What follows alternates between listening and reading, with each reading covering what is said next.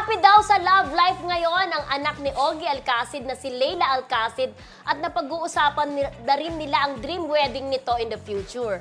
Super proud naman si Ogie sa mga Junakis dahil sa ganaps at achievements nito. Roll VTR. Leila.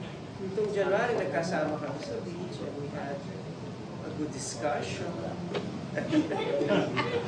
Hindi naman, I can see that she's very happy. I can see also that her boyfriend really takes care of her. Iba yung sigla niya ngayon. So, I'm happy. That she's fine. Well, okay, si Lila, may mga binabanggit siya na if ever gusto niya sa lugar na yun, exception, ever, basta. If ever meron siya iniisip na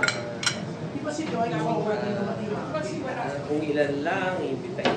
Ito siya mga nababanggit na siya. So, I have an idea. We're really trying to give Nate a normal life, you know, as much as possible. I know it's hard. Siyempre, lumas lang kami sa mall. Iba na yung siyempre, nandun yung mga tao. But we did not want to shield him naman from the truth. But at the same time, si Sarah naman, I'm very proud of her also because she's graduating this year. She'll be a registered nurse in Australia.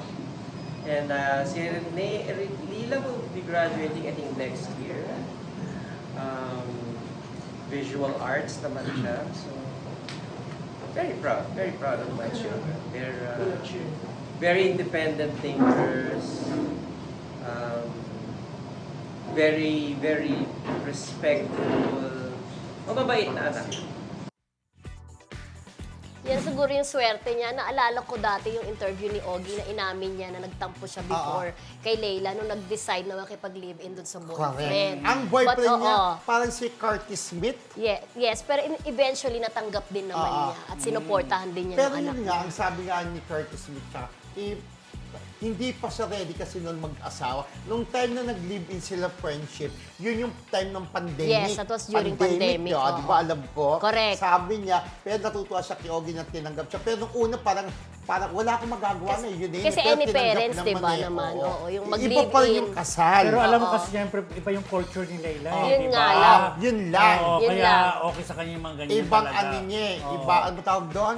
Iba Yung kinagisnan. Oo, Very kultura. liberated din Oo. sila. Ayun yun, no? kultura. Dependent. Correct. Mga ganon. Unlike dito sa atin. Pero at isang maganda, yun nga, tanggap na ni Ogie Alcacid, di ba? Na yung anak niya, si Leila. Leila. Di ba? Oo. Ang jowa niya si Curtis Smith. Oo. Na yun nga, nag-live-in sila nung pandemic. Di Correct. ba?